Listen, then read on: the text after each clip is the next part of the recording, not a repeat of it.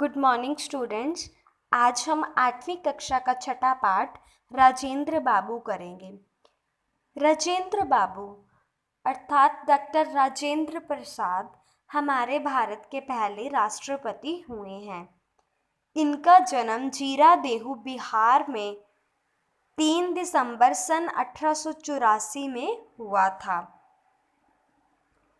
इन्होंने सन 1950 से 1962 तक भारत के राष्ट्रपति रह भारत की सेवा की। अर्थात हमारी स्वतंत्रता के बाद, हमारे भारत की स्वतंत्रता के पश्चात 1950 से लेकर 1962 तक ये हमारे भारत के राष्ट्रपति रहे। इनकी पत्नी का नाम राजवंशी देवी था।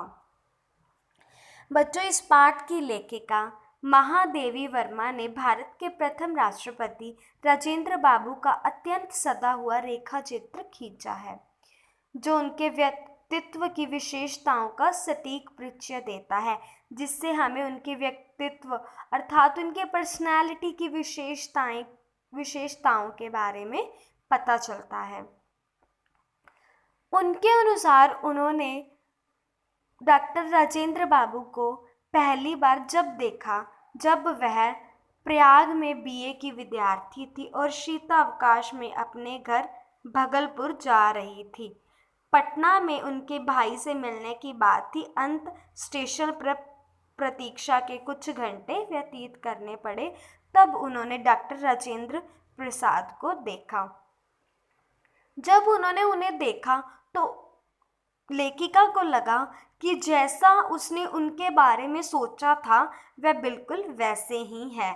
उनके अनुसार जैसा कि सत्य में कुछ घटाना या जोड़ना संभव नहीं रहता, अर्थात जो बात सत्य है उसमें अगर हम कुछ जोड़ भी नहीं सकते और कुछ घटा भी नहीं सकते, क्योंकि वह सत्य को प्रभावित करता है, वैसे ही सच्चे व्यक्तित्व में भी कुछ जोड़ना घटाना संभव नहीं है।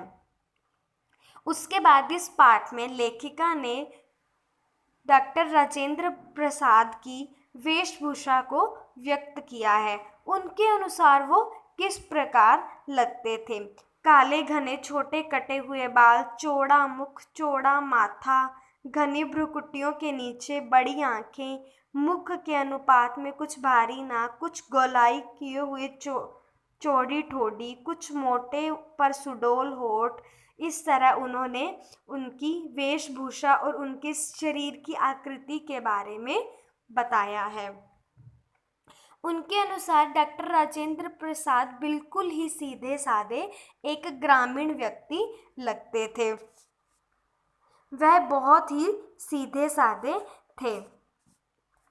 राजेंद्र बाबू की मुखाकृति ही नहीं, उनके संपूर्ण गठन में ही एक सामान्य भारतीय जन की आकृति और गठन की छाया थी। वह एक सामान्य भारतीय जन की तरह प्रतीत होते थे।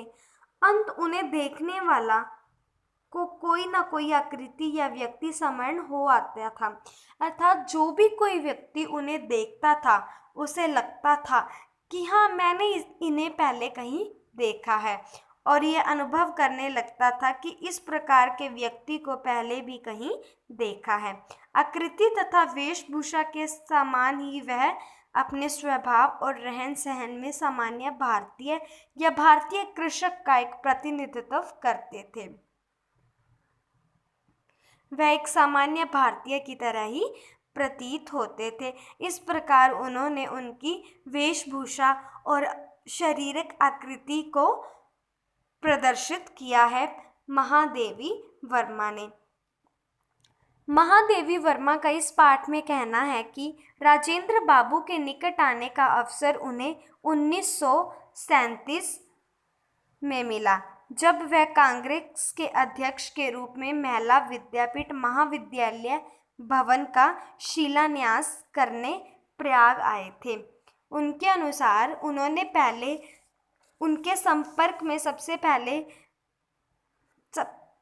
संपर्क में डॉक्टर राजेंद्र बाबू तब आए जब वह कांग्रेस के अध्यक्ष के रूप में महिला विद्यापीठ अर्थात महिला विद्या के महाविद्यालय भवन में शिलान्यास करने आए थे प्रयाग में। उनसे ज्ञात हुआ कि उनकी 15 से 16 पोत्रियां हैं अर्थात उनके बेटों की बेटियां 15-16 हैं, जिनकी पढ़ाई की व्यवस्था नहीं हो पाई। उनका कहना था कि अगर मैं इस विद्यापीठ की परीक्षाओं में बैठा सकूं तो उन्हें कुछ विद्या प्राप्त हो सकेगी। एक एक करके सभी मेरे संरक्षण अर्थात उनकी सुरक्षा में आ गई और उन्हें देखने उनकी दादी भी कभी कभी दादा भी प्रयाग आते रहे। तभी राजेंद्र बाबू की सहधर्मिणी अर्थात पत्नी के निकट संपर्क में आने का अवसर मिला। वह सच्चे अर्थ में धरती की पुत्री थी, साध्वी, सरल, क्षमामय, सबके प्रति सामान्य और असंख्य संबंधों की सूत्रधारिणी। वह सबके साथ एक जैसा व्यवहार करती थी, बहुत सीधी सादी और सरल औरत थी। ससुराल में उन्हें बालिका वधू के रूप में पदार्पण किया था। वह एक जमींदार परिवार की परंपरा के अनुसार उन्हें घंटों तक सिर नीचा करके एक आसन बैठना पड़ता था।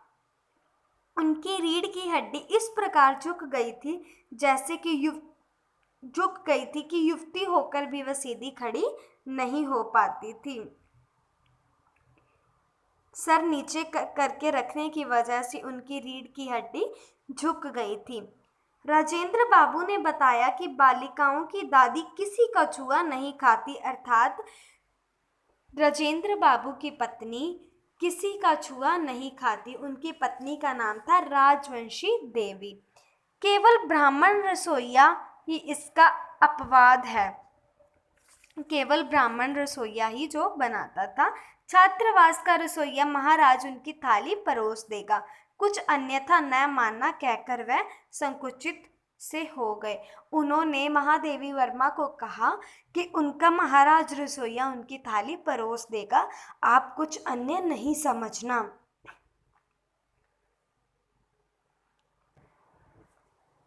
बिहार के जमींदार परिवार की वधू वह एक राष्ट्रपति की पत्नी होने का उनके अंदर कोई भी किसी भी प्रकार का अहंकार न हुआ था।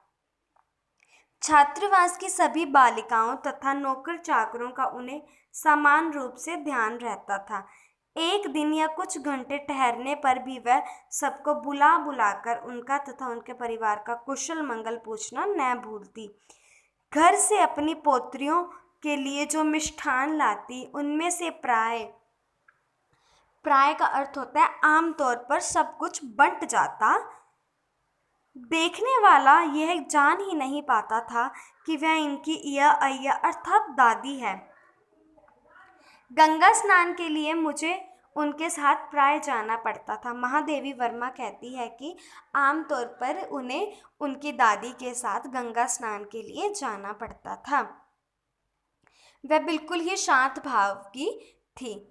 बालिकाओं को राजेंद्र बाबू का स्पष्ट निर्देश था कि वह सामान्य बालिकाओं के साथ बहुत सादगी और संयम से रहें। वह खादी के कपड़े पहनती थी, जिन्हें वह स्वयं ही धो लेती थी। उनके साबुन, तेल आदि का व्यय भी सीमित था। कमरे की सफाई, झाड़ू पोंछा, गुरजनों की सेवा आदि भी उनके अध्ययन का आवश्यक अंग थे। उस समय संघर्ष के सैनिकों का गंतव्य जेल ही रहती थी। गंतव्य अर्थात मंजिल, सैनिकों की मंजिल जो है जेल ही रहती थी। इसीलिए प्राय अर्थात आमतौर पर किसी की पत्नी, किसी की बहन और किसी की बेटी विद्यापीठ की छात्रावास में उपस्थित होती थी। देश की स्वतंत्र होने के उपरांत उनमें से कुछ दिल्ली चली गई और कुछ विशेष योग्यता प्राप्त कर अंग्रेजी के विश्वविद्यालय में भर्ती हो गई। केवल राजेंद्र बाबू ही अपवाद रहे। उनके भारत के प्रथम राष्ट्रपति हो जाने के उपरांत मुझे स्वयं उनकी पोत्रियों के संबंध में चिंता हुई। उनका स्पष्ट उत्तर मिला, महादेवी बहन, दिल्ली मेरी नहीं है, राष्ट्रपति भवन मेरा नहीं है। अहंकार में मेरी पोत्रियों का दिमाग खराब ना हो जाए। तुम केवल इनकी चिंता करो, वे जैसे रहती आई हैं उसी प्रकार रहेंगी। कर्तव्य विलास नहीं, कर्म निष्ठा है। विलास, विलास का अर्थात होता है लग्जरी, कि ऐशो आराम। हमारा कर्तव्य हमारा ऐशो आराम नहीं है, कर्म निष्ठा है। कर्म निष्ठा है अर्थात हमारी एक लगन है। उनकी सहधर्मिणी अर्थात उनकी पत्नी में भी किसी प्रकार का परिवर्तन न हुआ। जब वह राष्ट्रपति भवन में उनके कमरे में संलग्न रसोई घर बन गया, तब वह दिल्ली गई और अंत तक स्वयं भोजन बनाकर सामान्य भारतीय गृहिणी के समान पति, परिवार तथा परिजनों को खिलाने के उपरांत स्वयं अन्न ग्रहण करती थी। अर्थात उनकी पत्नी तब ही खाना खाती, राजवंशी देवी तब खाना खाती जब उनका सारा परिवार खा लेता, उसके बाद वह खा लेती। महादेवी वर्मा ने कहा कि एक दिन उनको उनके अतिथि बनने का मौका मिला। उनको उनके अतिथि बनने का मौका मिला। जब वह गई तो उन्हें पता चला कि राजेंद्र बाबू तथा उनकी सहधर्मिणी सप्ताह में एक दिन अन्न नहीं ग्रहण करते। संयोग में से उनके उपवास के दिन ही वह वहां पहुंची। अंत उनकी यह जिज्ञासा स्वाभाविक थी कि कैसा भोजन पसंद करूंगी। उपवास में भी आतिथ्य का साथ देना समझकर मैंने भी उस दिन निरन्न भोजन करने की इच्छा प्रकट की। उन्होंने भी इच्छा प्रकट की। महादेवी वर्मा ने कहा कि वह भी आज फलाहार करेंगी, वह भी आज खाना नहीं खाएंगी। मैं आज भी वह संध्या नहीं भूली। ये महादेवी वर्मा कह रही हैं कि मैं आज भी वह संध्या नहीं भूली जब भारत के प्रथम राष्ट्रपति को मैंने सामान्य आसन पर बैठकर दिन भर के उपवास के उपरांत केवल कुछ उबले आलू खाकर प्रयाण करते देखा। उनका कहना था कि मैंने ऐसा राष्ट्रपति नहीं देखा जो राष्ट्रपति है लेकिन सामान्य मनुष्य की तरह ही उपवास रखकर और उसके उपरांत केवल कुछ उबले हुए आलू खा रहा है। मुझे भी वही खाते देखकर उनकी दृष्टि में संतोष और होठों पर बालकों जैसी हंसी झलक उठी। यहाँ उन्होंने, महादेवी वर्मा ने, उनकी शारीरिक वेशभूषा, आकृति और उनके जीवन के चलन के बारे में हमें बताया है। इससे हमें पता चलता है कि डॉक्टर राजेंद्र प्रसाद एक सामान्य भारतीय की तरह ही थे। उनके अंदर देश के राष्ट्रपति होने का किसी भी प्रकार का घमंड नहीं था।